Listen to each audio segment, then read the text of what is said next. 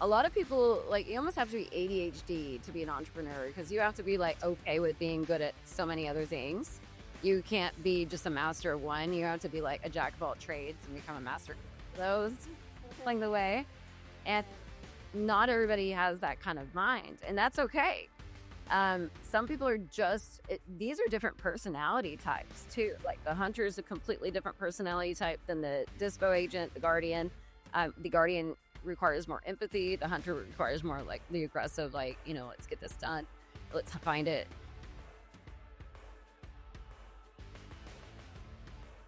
Hey, everybody, welcome back to another week of the Beat Podcast. I'm your host, John Nolan. This week, I have somebody with me, known her for a while. She turns trailer trash into cash. She runs the Mobile Home Profits Kingdom, Mitzi Dyane. Thank you, John. Thank you for having me on here. I'm glad to have you on, excited to have you on. So we've been in the same circles for a few years now, and I've known about you and we've talked about stuff. But for our people that don't know you, give us a little bit of background on your story. Well, when I was 19, I actually bought my first mobile home. It was my first house. I bought a double wide. I put it onto a half an acre, and I had to develop myself. So I learned a lot during that process, and I used that to rent out the last the two rooms and have my mortgage covered while I was in college. Nice. And that was my first thing with investment with mobile homes. But about 10 years ago, I started off in single family and multifamily. And about 3.5 years ago, I decided to transition over to mobile homes because of the way the market was changing. I was just adapting with the fact that affordable housing was getting harder to find. And I'm in the San Antonio area. So some people were talking about tiny homes. And I'm like, not going to fit some of these families into a tiny home. They need something that's a little more affordable and a decent size. So, and taxes, insurance, inflation, house prices were going up, interest rates were going up. And I was like, well, let me go into this. And I started flipping mobile homes on land at first. And I actually made over six figures on a few of those flips. And I was like, wow, I've never made this much money on a single family flip. I had only done like 85,000 on one. That was like my highest amount. And so I was like, there's something here because like first day on the market, they were getting offers and so they were going fast too, but I was able to keep it under like 250,000. I was able to keep it pretty cheap because here the median price is like 340, but I was selling them for like 260 or under. And you had land along with your mobile. Well, then people started calling me about, uh, well, I'm probably going to too much, but Oh, you're good. You're good. I started off as a financial advisor. I graduated with my finance degree, and I was actually in finance for 10 years. And so I didn't know that. investments. Yeah, I started out as a financial advisor, and then I became a compliance officer, and I was over 17 branches, 250 financial advisors, and 2,500 registered client associates. I had to approve every investment and every account over those 17 branches. So I've seen a lot of investments and returns and all that risk averseness. And I'm just like, risk of for the investment itself and how adverse people are to the risk. Right. But once I started getting mobile homes from parks, I was like, oh no, I don't want anything that doesn't have a land with it because that's that doesn't even make any sense to me. I was getting so much that I was like, there's probably something here that I need to look at. And so I ran the numbers and I'm like, I can buy this mobile home for $6,000 and the rent is $600 a month for the lot rent, but I can rent this mobile home out for $1,300 a month. So you're talking like $700 a month in gross income off this $6,000 investment, and it'll be paid off in a year. I was like, there's something here. And so I was like, well, I'm going to buy this one and owner finance it out because I still didn't really want to deal with the park. I just wanted to leave that to the buyer. And then just like if they went to a dealer and they didn't have the land yet, they usually move it to a park and they just get the mortgage on the mobile home. They're responsible for the park. So it's like, as long as I'm not responsible for the park, that's fine. And so I'm starting to owner finance it, and I'm talking to one of my friends about it, and she was like, what are you doing with this exactly? And I told her, and she was like, can I just buy that from you? Like, I'll give you like $15,000. And I was like, well, that's a quick 9K. Yeah. So sure. I mean, I can do it again. So I wholesaled it to her. And no, I actually had bought it. So I actually, well, it's technically wholesaling, even if you buy it. Assigning is when you don't. Yeah. But so I gave it off to her, made some quick $9,000. And then I did it again and I found one for like 3,500. And it was livable, ready to move in. And people are just moving out. And I think there was one drawer that just needed the face fixed. And another investor, I was talking about it, and he was like, "Can I just buy that from you?" And and he was like, "I'll give you 13,000." And I was like, "Well, that's 9,500. Okay, Mm. sure." How were you finding these? Were you like intentionally trying to find these at this point, or were they just happening to kind of come in That your funnel? would be. You know how, like in some of the masterminds that we're in, we have these lead generation company. They didn't know what to do with mobile homes. Yeah. Because if you get a lead from one of those, they say if it's a mobile home, just send it back and they'll refund you. Right. And I told them, just give them to me. We're And the same. I was gonna say we're the same way to a point. We don't. We've done a few that are in mobile home parks, mhm. but in Oklahoma City, if it's a trailer on land or a mobile home on land, oh, we love those because you can, like you were saying, you can get them fairly cheap. It comes with land. You can get once you sell it, you can have it in. Hopefully, you can't hear that. Sorry. I should have put my phone on do not disturb. They'll edit that out. Um, Once you rehab it, you can sell it for under the median value of a single family house in the city. It's out in the country and people eat those up. And we're the same thing. We do much better net wise, gross and net wise on our flips that are mobile homes than anything else. Now we haven't flipped one that's in a park though. I ended up doing that too. Got it for 20,000, put 20,000 in and made 20,000. So it wasn't bad at all. Learned a lot along the way.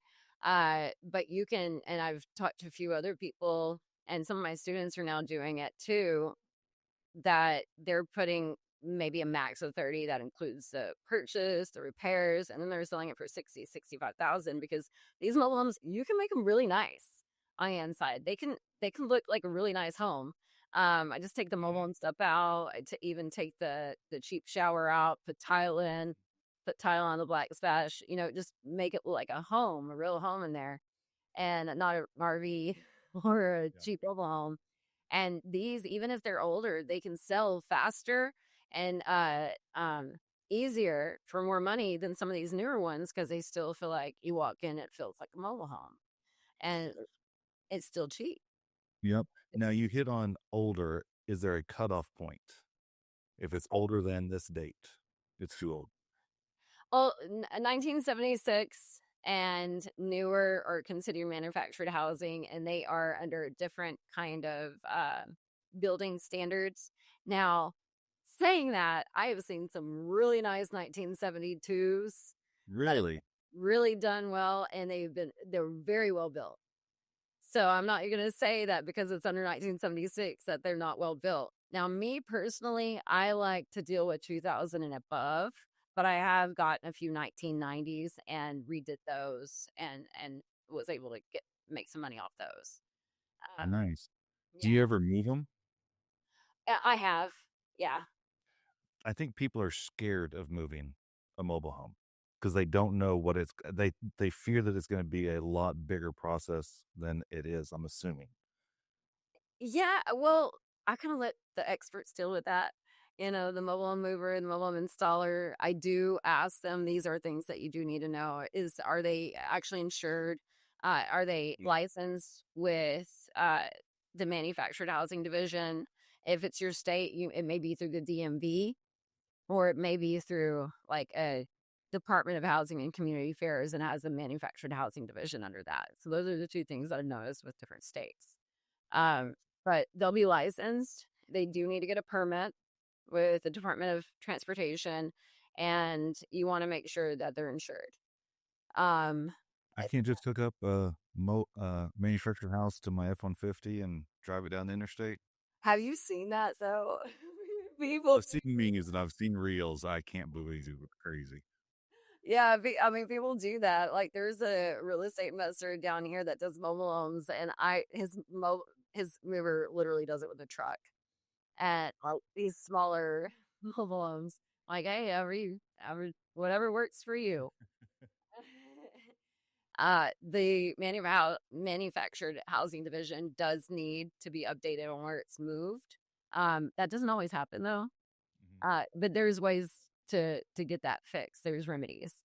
Um, but yeah, I started getting these ones in the parks, and so I just started doing rent to own and owner finance on these, and then I started getting some tenants. Like I one time I bought like 12 at a time, and I really didn't think that all the way through. So I had all these lot rents and all of that going on before I had the tenants in there. I thought I could really just do it a lot faster than I actually did it. And I was like, oh no, what do I do now? Uh, and I actually, so we got tenants in there instead of rent to own because that it was kind of faster to get that because less of Mhm. a deposit. And then I started structuring it into portfolios for investors to want to buy. So I was making my money twice. Uh, Okay.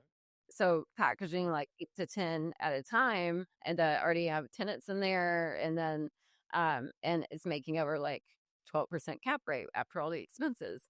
And so people are like, "Oh, I'm interested," even though it's mobile home in a park.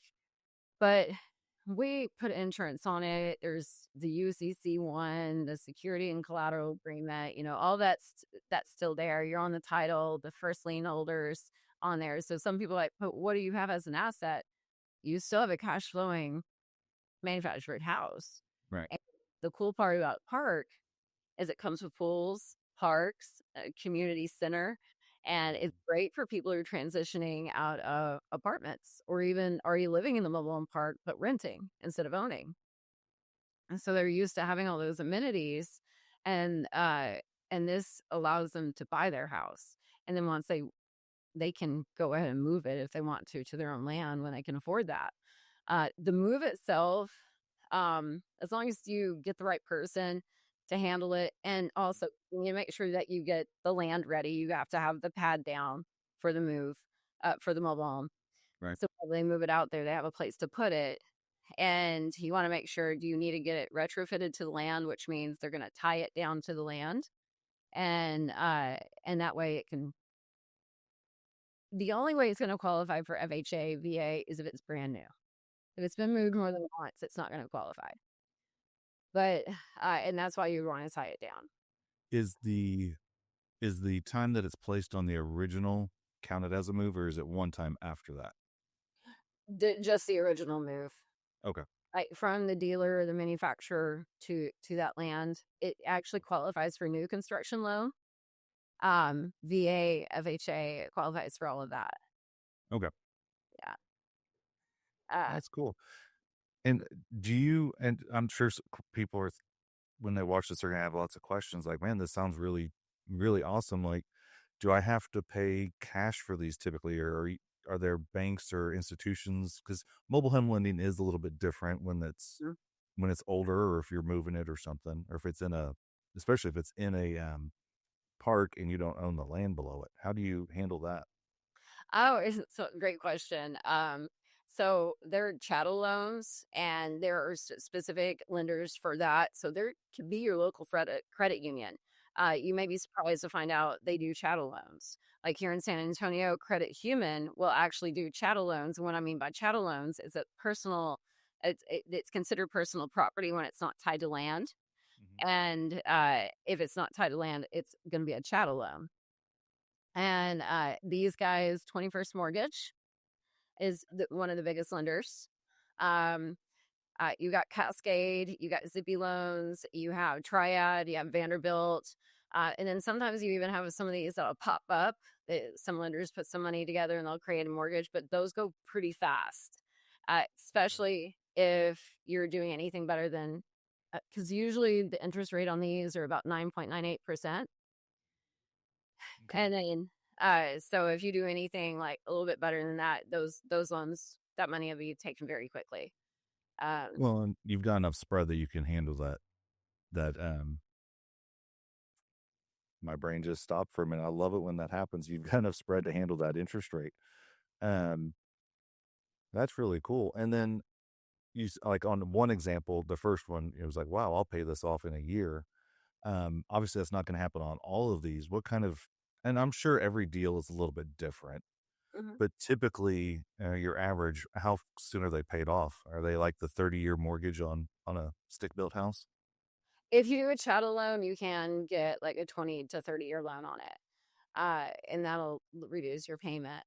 Um, I do 10-year notes, but the mobile home for what I buy it for and what I can make off of it. Like, for example, this is a pretty standard uh deal here that I can give you is like I buy it for 30,000. I make 750 a month off of it, or 700. Let's just say 700 to make the numbers easy. So that's 8,400 a month. I mean, a year. And you divide that down to 30, and you're talking about like 3.5, almost 4 years. So there's usually about 4 years that I can get it pay off. Nice. Nice. And you've been doing it quite a while. And kind of going back to the beginning, you bought your first property when you were 19. Most people aren't even thinking about buying a house of any kind at that point. They're either just out having fun, figuring out life, or in college, or the military, or something else, some combination of it. So kudos to you first on that. That's awesome. I wish I would have bought my first property when I was 19. Um, It, and having the smarts to rent out the extra rooms so you didn't have a mortgage payment. I was always very creative. As I grew up poor. I had to become an entrepreneur like at 9 years old. Well, creative is good. Creative is good. Um, so you have a group, you have a community. Mhm. Tell and like who's it really geared for? So it's geared for people who want to make cash flow or make an impact on affordable housing. So there's the reason why I call it Mobile and Profits Kingdom. It's kind of like a play on like kingdoms. And so we have the theme of like a medieval kingdom. And so we have the hunter, which is the acquisitions. They're the ones, the wholesalers. And then we have the lender, that's the king. And then they just are there to get the feast and give out the money and get the feast. And then we've got the deal creator, which is like the blacksmith, and they're the ones who actually be investor buyers that are probably owner financing and putting the portfolio together. And then you've got the guardian, which is one that deals directly with consumers, and dispo agent that brings the buyers. And so they're looking for families for the affordable housing. And Very nice. So it's not I mean, if somebody wants to be able to do more than one part of it, they can, but they don't have to be. Because that's something a lot of people get stuck on is, well, it'd be nice if I could do this, but I'm going to have to call sellers first. Or I don't mind calling sellers, but then I'm going to have to figure out how to get buyers or tenants. And so people are able to partner in your community. yes, and that's the point because a lot of people like you almost have to be ADHD to be an entrepreneur because you have to be like okay with being good at so many other things. You can't be just a master of one. You have to be like a jack of all trades and become a master Mhm. of those along the way. I And feel you. not everybody has that kind of mind, and that's okay. Some people are these are different personality types too. Like the hunter is a completely different personality type than the dispo agent, the guardian. The guardian requires more empathy. The hunter requires more like the aggressive, like, let's get this Mhm. done. Let's find it. Um, the king, different personality. So they're different personality types. So now instead of people getting stuck, like they're good at acquisitions, but they always get stuck on dispos, then their acquisition starts dying out. That problem is alleviated or solved with this community because you're going to know the person that's the guardians. They put themselves out in the group and say, this is what I am. And then you'll know, okay, they got the buyer's pipeline, but we have them add into our system the buyers. So they'll just come into this thing and say, I've got a deal. And we can be like, oh, okay, this person had this buyer. Let's match it up. That person gets paid for their buyer. And we match everything up so people can keep on moving. And essentially, hopefully, I can't guarantee anything, make more money because they're focused on the things they're actually good at instead of everything. That's good. That's good because something I always grew up thinking if you're bad at something, work to get better at it. And that is true to a point, but people spend too much time trying to get good at things they are not naturally good at, or they don't have the inclination, or they don't have the right skill set for, and they're just burning their tires, just in sitting in place still, not being able to go forward. Use what you're good at. You can improve things, and we can all adapt for certain situations. But I mean, there's certain things, if you put me in these situations, I can get by, but man, if I have to do it for more than 30 minutes, I am just drained. And then Yes. nothing's going to be good quality. Yes, I was the same way, John. I think that was just like, I don't know if it was the generation or what, but it was like always work on what you're not good at instead of like working on what you're good at, because then why not become great? Become the best. And this allows people to actually do that instead of thinking, oh, I got to get better at this. I got to get better at that. Like it'll be a never ending thing instead of just focusing on what you're good at and becoming a master and becoming the best at it. Yep. So tell me about the craziest deal you've encountered. Oh, gosh. Oh, there's like so many just floods my mind. I'm like, oh, which one's the craziest? Um,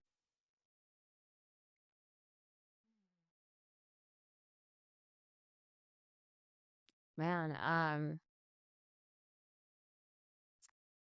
so uh so one time I've got so many stories, but um so one time I bought this duplex and I thought I was now do you want to know the craziest on mobile homes or Whichever, whatever comes to mind. okay, because so I had this duplex that I bought. It was a two-bedroom, one bath on both sides. And it was a cute little duplex. I thought it was going to do so well because I got it for $35,000 and I remodeled it. I had a total loan of 55K on it. So I only paid like 500 and something a month on it. Mm-hmm. And I rented each section for 750. So I'm like, the cash flow is amazing on this. This is awesome. Because I'm like making almost $1,000 a month off this. Mm-hmm. And that only happened for 3 days. So you would think, like how these deals come in and you're like, oh, I'm going to make six figures and all this great stuff is going to go on. And then it doesn't. It doesn't work out that way. Theory sounds so much better than Oh yeah. reality. Oh yeah. Well, I had this tenant move in. I already had a tenant on the other side, got a new tenant on this side because I remodeled one unit at a time so I could fill in. So I already had one on the other side. So 3 days into finishing the last remodel, this tenant moves in, says they have no animals. And I'm like, okay. Um, and then there was a hole in the wall where the AC unit was. And what I told them is I left the AC there, but y'all are going to pay for one to replace it. So you're going to put that in there or we were going to, I can't remember what the deal was, but I think they asked for a discount. I told them, then you replace the AC unit. Um, and I'm going to leave it in the hole because I just don't want a hole there. But I cut the cord because I was like, it's not a good one and it's kind of dangerous. So don't try to use it. So we cut a cord so they wouldn't be able to use it. Well, her boyfriend came over and decided that they needed to use it. So they rigged it up, put a whole nother plug on there, and like we cut it like clean off. Mm-hmm. Put another plug on there, plugged it in. They decided to go to the grocery store. Oh goodness. They came back to the whole place being burnt down. Uh, and they had a pit bull that I was not aware of. So when the agent comes out there, the insurance agent's like, "Is this pit bull y'all's?" Calls me. I'm like, "No, then nobody has a pit bull that are any of my tenants because the insurance won't cover it if there was a pit bull." At that yeah, like the pit bull like started the fire or something. It had nothing to do with it. Oh man. I know. And so I just finished this property too. Um and uh and I was like, no, that's not ours. And I was like, and they left like 3 days. It had already been like 3 days since it had been put down. So they weren't even there anymore. Well, I find out they're living in the car in the driveway, and their dog is tied up in the backyard, and it is their dog. So they go to the neighbors, the insurance agent goes to the neighbor's house and it's like, hey, is this dog stay here? And they're like, yeah, yeah. It is." I'm like, no. And they call me back to tell me that. And then my tenant was like, it's my service dog. I didn't think that I had to have to tell you. And I'm like, no, you were trying to get around the pet deposit. Let's not play that game. I mean, I think when you've been an investor for so long, you've heard so many stories from people you can just call BS. Like, people say stuff and it's like, no, that's not, I know that's not how it happened. But so I had to I got it still paid for, but for a little bit I was freaking out. You're stressing. Oh my goodness. Oh Yeah. my goodness. Yeah, that'll stress anybody out, because if insurance doesn't pay that, you're stuck with a payment and no house. Yeah. Ooh, Yeah. nice. So what advice would you give somebody that wants to get into mobile home investing in any of those roles, but doesn't know really where to start? There's a ton of stuff on YouTube. There's stuff all over the place, but it can kind of feel like too much information and overwhelming for people all the time. Where would you suggest they start? I would suggest my school group. I'm biased though. Mobile and Profits, because you need to understand the licensing and the regulations so you don't get yourself in trouble on accident because you just don't know. And right now I actually have a special. So normally I charge $5,000 for the year for the community access. Right now I am opening it up for $147 a month, and I'm only doing that on this podcast and on the next one that I'm about to be on. So Wow. shows up in any of the podcast I'm doing for the next 2 weeks, I'm going to be telling them this special so we can grow the ecosystem even more. And then it's over. After the end of next week, you won't be able to sign up for that amount. It'll go right back up to where it was. I just wanted to make this offer because that's very, very cheap. That And is, but I look at it as you're making an investment. You personally are making an investment into the community to get more people in there. That's the way I look at it. that's what I'm doing. Yeah. That's awesome. And if somebody wants to do that, how do they, what website do they go to, or do they go to the school group, or what do they need to do? They can actually, so if they want to go to my Facebook page, and it's Mitzi Dyane 1, Facebook, Mitzi Dyane 1, and you'll see my links for school. And so you can click the link directly from there, or you can just go to school and put in mobile home profits, and then you'll see MHP initials there. And that's me. It's like a black and white and gold logo. So, Awesome. yeah. And for anybody that doesn't know, school for this is spelled with a K, SKOOL. If you don't know, just making sure people know that, because I fell into that once. I was like, what the hell are these people talking about school? I can't find an app. Yeah, I was off. Yeah. Yeah. And if you look up my name, Mitzi Dyane, on Facebook, it's going to be the one where I'm with a beige jacket on. Beige jacket. Got it. Awesome. Well, any final words or comments or anything for the community listening? Well, don't be scared moving properties off. One of the first deals that I did, I got a free mobile home because they just needed it moved off, and I made $42,000 on it. So don't be scared. The buyers pay that moving fee, and they take care of all of that. You just got to find the buyer. Don't overcomplicate it. Keep things simple. Mm-hmm. Take action. You can plan all you want. You take all the education you want, but nothing's going to change until you take action. Amen. Amen. Well, Mitzi, I appreciate you joining us. It's been great chatting. And everybody, thanks to Mitzi, and we will see you next week. Thank you, John.